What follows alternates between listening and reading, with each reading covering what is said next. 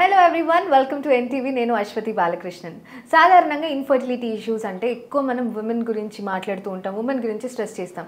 కానీ male reproductive system గురించి and మేల్లో ఉన్న ఇన్ఫర్టిలిటీ సమస్యల గురించి మనం ఎక్కువ మాట్లాడుకోం కదా. సో అందుకని ఇవాళ మనం ఆండ్రో9 హాస్పిటల్స్కి వచ్చేసామన్నమాట. ఇక్కడ ఆండ్రాలజిస్ట్తో మాట్లాడి బోల్డ్ అనే విషయాలు తెలుసుకుందాం about male reproductive system and infertility సమస్యలకి సంబంధించిన చాలా విషయాలు మనం తెలుసుకుందాం. We have with us Dr. Ashish Garu, consultant microsurgical andrologist. Hello, doctor. Hello అండి. డాక్టర్, యూజువల్గా నేను ఇప్పుడు మాట్లాడినట్టు మేల్ రిప్రొడక్టివ్ సిస్టమ్ గురించి, మేల్ ఇన్ఫర్టిలిటీ ఇష్యూస్ గురించి ఎక్కువ మనం స్ట్రెస్ చేయం యూజువల్గా. సో ఆండ్రాలజిస్ట్కి అంత తెలుసు కాబట్టి అసలు ఫస్ట్ మనం ఆండ్రాలజిస్ట్ అంటే ఏంటో తెలుసుకుందాం. ఒక్కసారి బ్రీఫ్ చేయగలరా ఆండ్రాలజిస్ట్ అంటే ఏంటో? యాక్చువల్లీ ఆండ్రాలజీ అనేది ఒక super speciality branch of urology అండి. అంటే యూరాలజీయే సూపర్ స్పెషాలిటీ, దాంట్లోకి వెళ్ళి ఇట్స్ సబ్ స్పెషాలిటీ. సో దాంట్లో ఆండ్రాలజిస్ట్ అంటే who deals with male sexual problems and male infertility.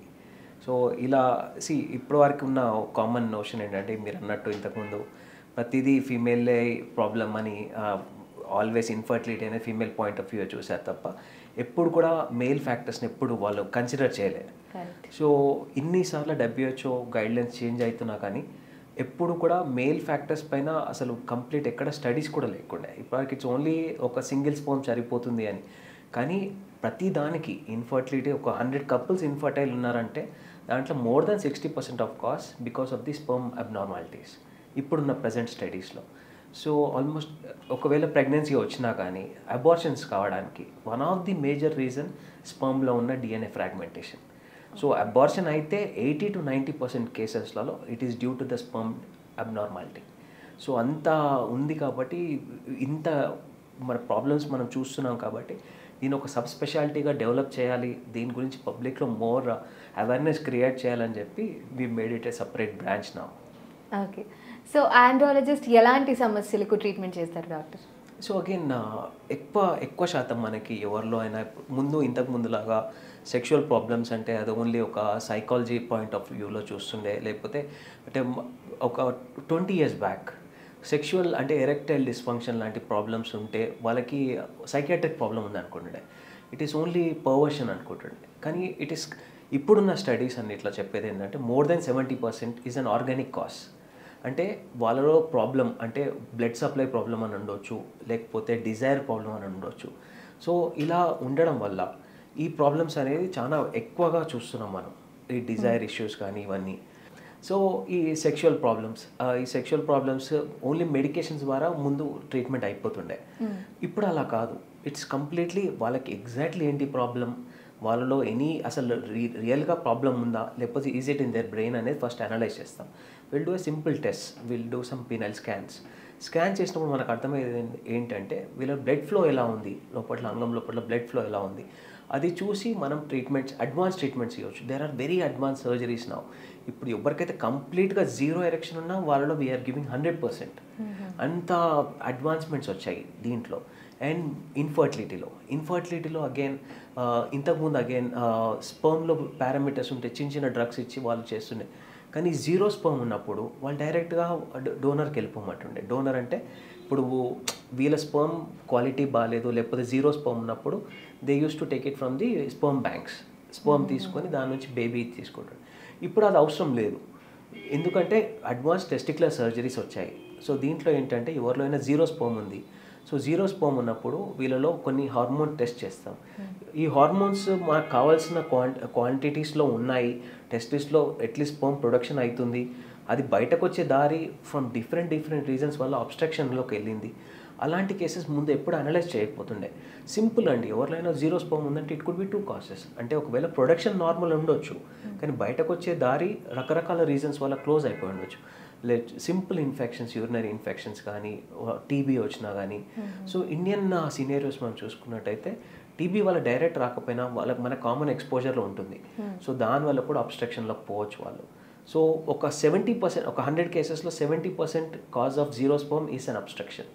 So only 30% ఆఫ్ కేసెస్లో హార్మోన్ ఇంబ్యాలెన్స్ వల్ల రావచ్చు.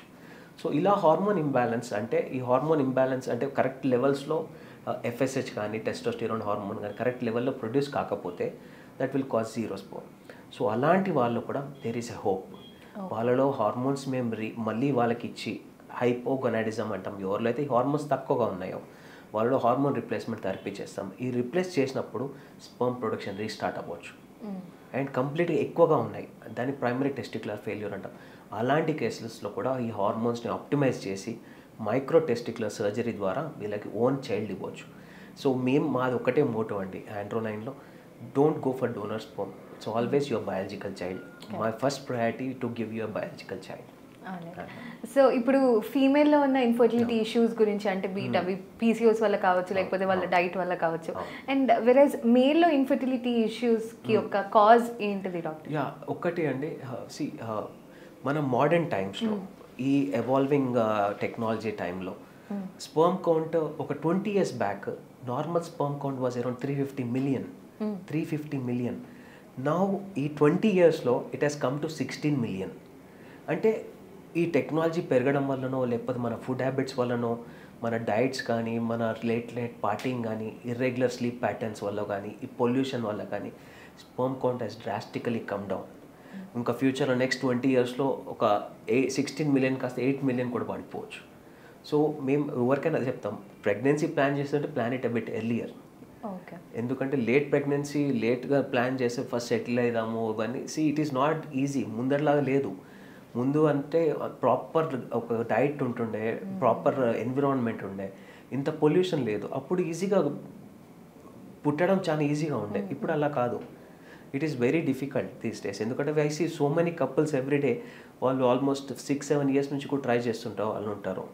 సో చాలా మంది నాకు ఒక్కటే చెప్తారు, అరే సార్ ఫస్ట్లోనే ఛాన్స్ ఉండే మాకు, we didn't try, we waited 3 years, ఇప్పుడు వీఆర్ ఫేసింగ్ ద డిఫికల్టీస్ అని. సో ఎవరైనా ప్రెగ్నెన్సీ ప్లాన్ చేస్తే ఫస్ట్ కిడ్కి అయితే at least go a bit earlier. Second kid as you can take time. Even మేల్లో కూడా ఏజ్ మ్యాటర్స్ అలా? డెఫినెట్లీ. సో 38 years క్రాస్ అయినప్పుడు మేల్స్లో స్పర్మ్ క్వాలిటీ తగ్గుకుంటా వస్తుంది ఫర్ షూర్. సో 25 years ఉన్నప్పుడు స్పర్మ్ క్వాలిటీకి 38 years ఉన్నప్పుడు sperm quality is completely opposite side. అందుకే చాలా వరకు యాక్టర్స్ కానీ, చాలా మంది అథ్లెట్స్ కానీ, ఎవరైనా వార్ ఫ్రంట్లో ఉన్న వాళ్ళు ఆ టైంలో వాళ్ళు స్పర్మ్ని ఫ్రీజ్ చేసుకుంటారు. ఇలా ఫ్రీజ్ చేసుకోవడం వల్ల ఈ స్పర్మ్ని యూజ్ చేసి ఎప్పుడైనా వాళ్ళ పిల్లల్ని కనవచ్చు.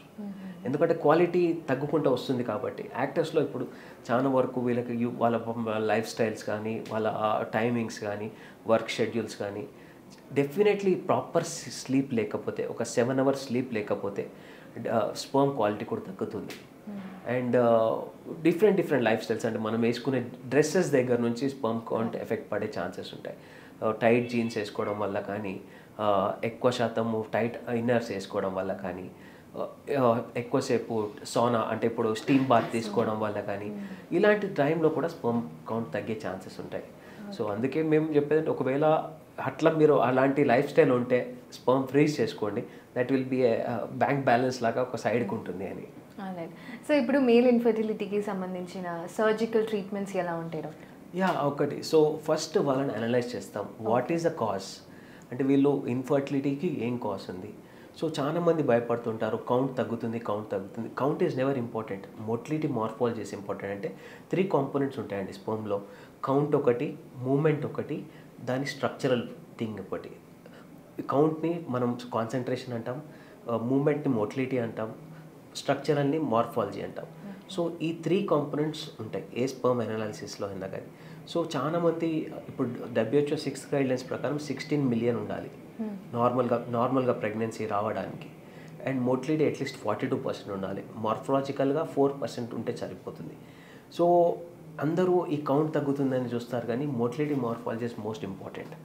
సో ఈ మోటిలిటీ మార్ఫాలజీ బాగుంటే స్పర్మ్ కౌంట్ తగ్గినా కానీ వాళ్ళు ప్రెగ్నెంట్ కావడానికి 100% ఛాన్సెస్ ఉంటాయి. సో 1 million ఉన్నా కానీ I tell my patients to try naturally. ఎందుకంటే end of day natural pregnancy is more easier. IVF లాంటి ఇట్స్ అన్ రెవల్యూషనరీ టెక్నాలజీ, మేము కాదనం. కానీ మనకి ఛాన్స్ ఉన్నప్పుడు definitely we should take a natural route. లేదు కంప్లీట్గా మనం అనుకుంటే ఇంతకుముందు మనం డిస్కస్ చేసినట్టు 0 స్పర్మ్ ఉంది, సో టెస్టిక్యులర్ సర్జరీస్ చేస్తాం కదా, ఆ టెస్టిక్యులర్ సర్జరీస్ చేసినప్పుడు ఆ స్పర్మ్ని మేము న్యాచురల్గా పిల్లలు చేయలేము, దాని మళ్ళీ IVFకే వెళ్ళాలి. So first thing is always to give them a natural pregnancy.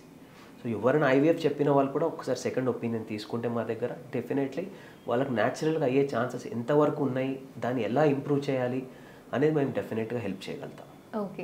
So ఇప్పుడు ఉమెన్లో హార్మోనల్ ఇంబ్యాలెన్స్ వల్ల ఇన్ఫర్టిలిటీ వస్తుంది అనుకుంటాం కదా డాక్టర్. ఈవెన్ మేల్లో కూడా ఇలాంటి ఒక ప్రాబ్లం ఉంటుంది, అంటే హార్మోనల్ ఇంబ్యాలెన్స్ వల్ల ఇన్ఫర్టిలిటీ ఇష్యూస్ వచ్చే ఛాన్సెస్ ఉన్నాయా? Definitely more than 70% cases. Okay. 70% వాళ్ళలో ఫర్టిలిటీ కరెక్ట్గా కాకపోవడానికి, పిల్లల టైంకి కాకపోవడానికి hormone imbalance. So first most important hormone is testosterone. So టెస్టోస్టిరోన్లో 3 టైప్స్ ఉంటాయండి. ఒకటి total testosterone, free testosterone, bio available testosterone. So ఈ టెస్టోస్టిరోన్ లెవెల్స్ వాళ్ళ టెస్టిస్ చాలా బాగా ప్రొడ్యూస్ చేస్తే ఆటోమేటిక్ స్పెర్మ్ కౌంట్ బాగుంటుంది. And there are 2 other hormones, FSH అని, ఫాలికల్ స్టిమ్యులేటింగ్ హార్మోన్ అని, ల్యూటినైజింగ్ అని. ఈ హార్మోన్స్ అన్ని కరెక్ట్గా ఉంటే ఆటోమేటిక్గా వాళ్ళ స్పెర్మ్ కౌంట్ నార్మల్గా ఉంటుంది. దాంట్లో ఏమైనా అబ్నార్మాలిటీస్ ఉంటే దాన్ని మనం కరెక్ట్ చేసినప్పుడు ఆటోమేటిక్గా స్పెర్మ్ కౌంట్ కూడా డెవలప్ అవుతుంది. అగైన్ ఫీమేల్స్లో ఎలా ఉంటుందో మేల్స్లో కూడా అలానే ఉంటుంది. Any imbalance of hormones will definitely lead to infertility. Okay. So andrology విభాగంలో ఇంకా ఎక్కువ వినిపించేది వారికోసెలి అనే ఒక టర్మ్ డాక్టర్. అసలు వారికోసెలి అంటే ఏమిటి? సో వారికోసీల్ అంటే ఎప్పుడైనా టెస్టిస్కి బ్లడ్ సప్లై సరిగా కానప్పుడు, అంటే ఇప్పుడు నార్మల్గా చాలా మందిలో ఎక్కువసేపు నిలబడే వాళ్ళలో వెయిన్స్ చాలా పెద్దగా అయిపోయి, నరాలు పెద్దగా అయిపోయి, సేమ్ అది ఎట్లా కాళ్ళలో ఎలా అవుతుందో టెస్టిస్ కూడా అలానే అవుతుంది. అలా అయినప్పుడు వాళ్ళలో సింపుల్గా చిన్న సర్జరీ ద్వారా ఏవైతే అవి వెజల్స్ డ్యామేజ్ ఉన్నాయో దాన్ని ఐడెంటిఫై చేసి కట్ చేసేస్తాం. So వారికోసీల్ is almost 40% cause for infertility. So ఒక 100 పీపుల్ని మనం ఈరోజు ర్యాండమ్గా టెస్ట్ చేసినాం, దాంట్లో 20% పీపుల్కి వారికోసీల్ ఉంటుంది. అంత కామన్ ఇన్సిడెన్స్. కానీ అందరికీ ఇది స్పర్మ్ పైన ఎఫెక్ట్ చూపించకపోవచ్చు. సో అందుకే మేము సర్జరీ చేసేటప్పుడు కూడా ఓన్లీ గ్రేడ్ 3 ఆర్ గ్రేడ్ 4 దీంట్లో 4 గ్రేడ్స్ ఉంటాయి. సో గ్రేడ్ 1, గ్రేడ్ 2కి generally we don't advice for surgery.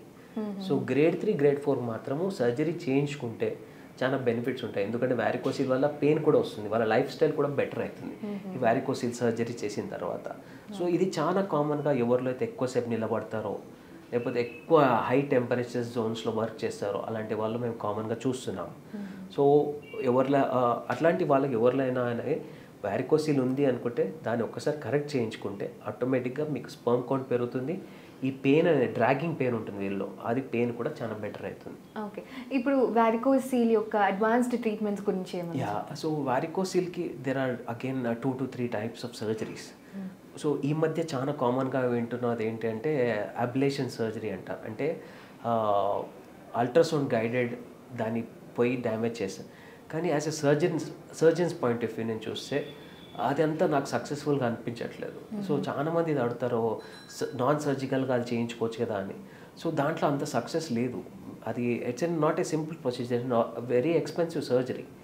దానికంటే ఒక మైక్రో సర్జరీ చేయించుకోవడం వల్ల, ఒక మైక్రో సర్జరీ అంటే ఏంటంటే ఒక మైక్రోస్కోపీలో ఒక ఆల్మోస్ట్ 10 to 15 మ్యాగ్నిఫికేషన్లో ఏదైతే డ్యామేజ్ ఉందో ఆ వెజల్నే మేము క్లోజ్ చేస్తాం. సో నేకెడ్ ఐతో చూసినప్పుడు అన్ని వెజల్స్ ఒకేలాగా ఉంటాయి. సో దాంట్లో మనము డ్యామేజ్ అయిన వెజల్ని ఐడెంటిఫై చేయాలంటే మ్యాగ్నిఫికేషన్ చేయాలి. దాన్ని మ్యాగ్నిఫై చేసినప్పుడు దాన్ని ఐడెంటిఫై చేసి దాన్ని బ్లాక్ చేస్తాం. So that is the most advance surgery world wide. ఈ మన అబ్లేషన్ కంటే ఈ ఓపెన్ సర్జరీలోనే బెటర్ రిజల్ట్స్ ఉన్నాయి. సో కట్ కూడా it is just 1 centimeter cut, అది కూడా కాస్మెటిక్గానే కట్ చేస్తాం. సో వాళ్ళకి ఎక్కడ కూడా ఆ కట్ ఉన్నట్టు తెలియదు, వాళ్ళకి ఎటువంటి ప్రాబ్లం రాదు. And it's very better surgery. Doctor semen analysis ఎలా చేస్తారు? సో సెమెన్ అనాలిసిస్కి మోస్ట్ ఇంపార్టెంట్ థింగ్ ఏంటంటే టైమింగ్. సో ఒక ఎవరైనా సెమెన్ ఇవ్వాలి అనుకుంటుంటే టెస్టింగ్కి సో మినిమం 48 hours గ్యాప్ ఉండాలి. 48 hours for masturbation or having sex. ఈ 48 hours గ్యాప్ ఖచ్చితంగా మెయింటైన్ చేసిన తర్వాతనే శాంపుల్ ఇవ్వాలి. ఎందుకంటే 48 hours గ్యాప్ లేకపోతే మనకి రిపోర్ట్ రాంగ్ వస్తుంది. And 7 days దాటొద్దు. 7 days దాటినా కానీ ఆ టైంలో టెస్ట్ చేస్తే అబ్నార్మల్ పారామీటర్స్ వస్తాయి. సో దానివల్ల ఆల్వేస్ 2 days to 7 days అంటే ఈ 5 daysలోనే మనం టెస్ట్ చేయాలి. సో దానివల్ల మంచి రిపోర్ట్ వస్తుంది. And most important quality control ఎలాంటి ల్యాబ్లో చేయించుకుంటున్నాం. మన దగ్గర ఉన్న ప్రాబ్లం ఏంటంటే 90% ల్యాబ్స్లో, ఇండియా వైడ్ 90% ల్యాబ్స్లో ఇట్స్ ఎ మెషిన్ రైట్. మెషిన్తోని ప్రాబ్లం ఏంటి అంటే ఇప్పుడు world wide machine they have stopped it. మాన్యువల్గా ముందులానే మాన్యువల్గా చూస్తున్నాం. ఎందుకంటే ఇది మెషిన్లో మేము ఇచ్చిన పారామీటర్స్నే అది కౌంట్ చేస్తుంది, కానీ ప్రతిదాన్ని అది అబ్నార్మల్ కౌంటింగ్ చేస్తుంది. సో నార్మల్ ఫామ్స్ మనకు జనరలీ ఒక 4 to 10 కనిపిస్తాయి, మెషిన్లో 60, 70 అని ఇస్తారు. సో అలాంటి రిపోర్ట్స్ అన్నీ అబ్నార్మల్ రిపోర్ట్స్. సో ఆల్వేస్ గుర్తుపెట్టుకోండి, ఎప్పుడైనా సెమ్ అనాలిసిస్ ఎవరికైనా రిపోర్టింగ్ ఇస్తే 2 సార్లు కన్ఫర్మ్ చేసుకోండి. ఒక దగ్గర 0 వస్తే ఇంకో దగ్గర మళ్ళీ రీటెస్ట్ చేసుకోండి. ఇది మన గైడ్లైన్స్ కాదు, వరల్డ్ హెల్త్ ఆర్గనైజేషన్ ఇచ్చిన గైడ్లైన్స్ ఇవి. సో ఈ టెస్ట్ చూసి భయపడాల్సిన అవసరం లేదు. ఎలాంటి చాలా వరకు ఇంటర్ ల్యాబొరేటరీ డిఫరెన్సెస్ ఎక్కువగా ఉంటాయి. సో ఒక ప్రాపర్ ల్యాబ్లో చేయించుకోవడం బెటర్. అండ్ దీంట్లో ఫస్ట్ మోస్ట్ ఇంపార్టెంట్ ఏం చూస్తాం, సో ఫస్ట్ వాల్యూమ్ నుంచి చూస్తాం. వాల్యూమ్ ఎంతగా ఉంది. సో బేసిక్ వాల్యూమ్ మనకి ఒక 1.6 ml కంటే ఎక్కువగా ఉండాలి. సో దాంట్లో ఏమైనా పస్ సెల్స్ ఉన్నాయా అది చూస్తాం. దాని తర్వాత కాన్సన్ట్రేషన్ ఇంతకుముందు అంటే 16 million ఉండాలి.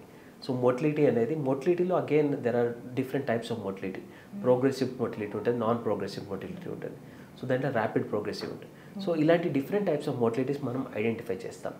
ఎవరిలో అయితే ఈ మోటిలిటీ బాగుంది అనుకుంటే వాళ్ళు వేరే దాని గురించి ఆలోచించాల్సిన అవసరం లేదు, న్యాచురల్గా ఈజీగా ప్రెగ్నెన్సీ వచ్చేస్తుంది.